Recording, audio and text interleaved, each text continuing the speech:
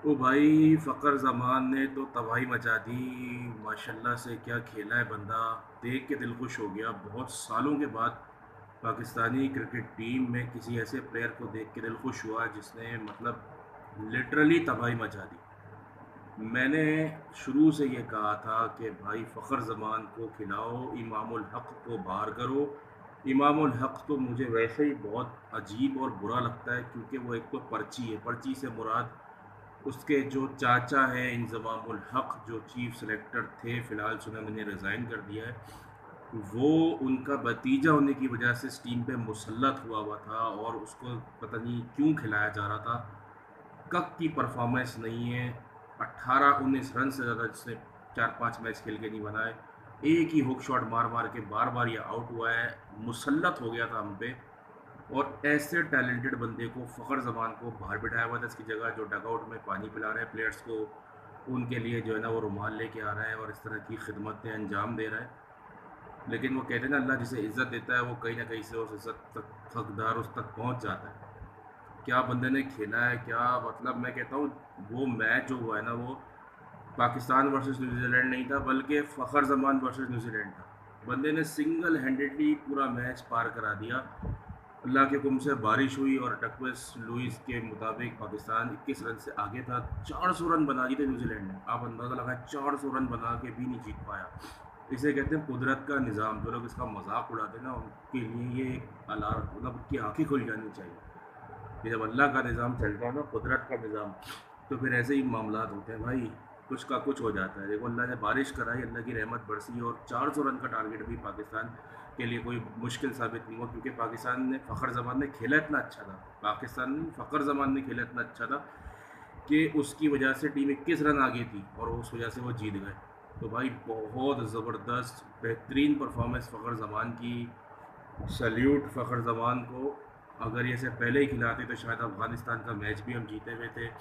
Australia से भी हम जीते हुए थे। 300 रन तो वैसे भी हमने चेज़ करते हुए बना ही लिए थे ना 350 के मुकाबले में। तो जब ये फ़खर ज़मान ऐसा होता और ऐसा खेलता तो हम लोग तो आराम से इंडिया से भी शायद जीत जाते क्योंकि आईसीसी चैंपियंस ट्रॉफी में फ़खर ज़मान हीरो था उस इनिंग्स का। लेकिन हमारे वाले को कौन समझा। पर्ची सिस्टम इमाम उल हक को घुसेड़ा हुआ है।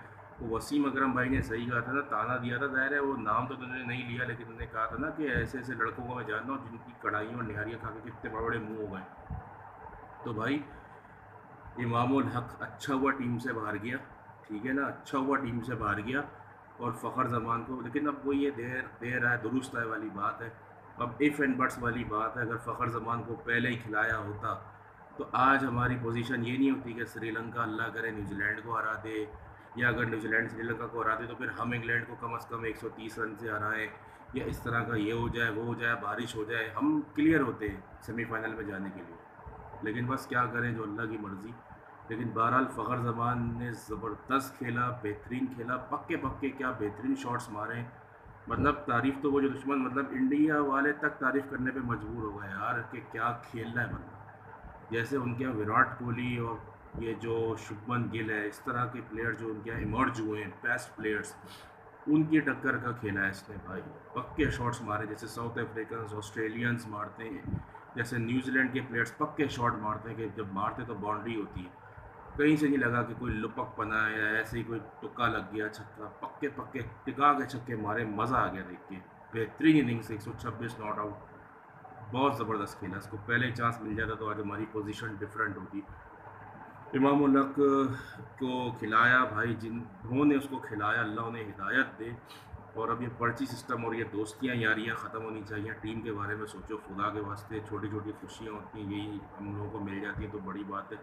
चारों तरफ से तो मुश्किलों में गिरे रहते, कभी पेट्रोल की कीमत, कभी कुछ कभी कुछ। तो बहरहाल फ़खर ज़मान ने बेहतरीन खेला, आउट क्लास कर दिया न्यूजीलैंड को और हमारे वर्ल्ड कप में अभी तक रहने की उम्मीदें बरकरार रखी। अभी भी उम्मीद है और इंशाल्लाह अल्लाह ने चाहा तो सेमीफाइनल में जाएंगे अल्लाह के हुक्म से। अगर इसी तरह से खेला, इसी तरह से परफॉर्म किया और चीज़ें अगर हमारे इसी तरह हक में गई तो। बाकी ये है कि इमाम उल हक के बारे में मैं बात हमेशा इसलिए करता हूँ कि वो देखिए, बात ये है कि अगर इंज़माम उल हक बड़ा प्लेयर था ना, नो डाउट बड़ा प्लेयर था, लेजेंड, इसका मतलब ये नहीं कि उसका भतीजा भी वैसे ही होगा। अगर चाचा इंज़मामुल हक़ है तो ज़रूरी नहीं कि भतीजा भी इंज़माम ही निकलेगा।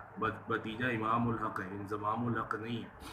और फिर इंज़माम साहब को भी ये सोचना चाहिए कि माशाल्लाह से तबलीगी मामलात से जुड़े रहते हैं, माशाल्लाह से दीनदार आदमी है, तो यहाँ पे क्यों बायस्ड हुए हैं भाई? यहाँ पे क्यों उसको टीम में, भतीजा तो टीम में रख दिया, भाई का बेटा तो टीम में रख दिया। ऐसा नहीं होता, ऐसा नहीं होता भाई, ऐसा नहीं होता।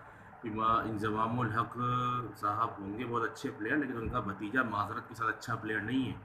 उसने क्या परफॉर्म किया है 4-5 मैचों में? फ़खर ज़मान ने एक नीदरलैंड के ख़िलाफ़ मैच में अगर बेचारे से गलती से उसने खेला नहीं गया, तो आपने उसे पूरी सीरीज़ के लिए बिठा दिया। भाई कम से कम 3 मैचेस तो खिलाते उसको। शुरू के मैचेस में तो हर बंदे का पता चल रहा होता है कि वो अभी कितने पानी में, आहिस्ता-आहिस्ता 2-3 मैचों में पता चलता है। इमामुल हक़ को भी तो 4-5 मैचों में खिलाया ना, तो इस गरीब को 3 मैच खिला लेते तो क्या बिगड़ जाता? कैसा परफॉर्म किया उस बंदे ने? वो तो खुद चीख-चीख के कह रहा था प्रेस कॉन्फ्रेंस में कि मैं इंजर्ड नहीं हूँ, मुझे खिलाओ, मैं अवेलेबल हूँ टीम के लिए। इससे बड़ी बात और क्या बोलेगा? लेकिन हमारे वालों का वही ना कि फेवरेटिज्म और पर्ची सिस्टम और ये सब करके बर्बाद करके रख दिया टीम को। अब अल्लाह करे टीम पहुंच जाए, बहुत बड़ा मुआवजा होगा अगर ये टीम सेमीफाइनल में पहुंच गई इन टूटे-फूटे हालातों में। तो फिर कुछ अकल के नाखुन लें और फ़खर जैसे प्लेयर्स को आगे रखें। तो फ़खर ज़मान ने तबाही मचा दी, लिटरली न्यूजीलैंड को बर्बाद करके रख दिया। 25 ओवर में 200 रन बन गए फ़खर ज़मान की वजह से। वो मैच पाकिस्तान वर्सेस न्यूजीलैंड नहीं था, फ़खर ज़मान वर्सेस न्यूजीलैंड था। दुनिया तारीफ़ कर रही है, दुनिया तारीफ़ कर रही है। अल्लाह ने ऐसी इज़्ज़त नवाजी है फ़खर ज़मान को। कुदरत का निज़ाम का जो लोग मजाक उड़ा रहे थे ना, उनको पता चल गया कि जब अल्लाह का निज़ाम चलता है तो ऐसे ही होता है, ऐसे ही मौजज़ात होते हैं और ऐसे ही फिर चीज़ें बदलती हैं। तो अल्लाह करे कि हम सेमीफाइनल में जाएं और इसी तरह फ़खर ज़मान वहाँ परफॉर्म करे।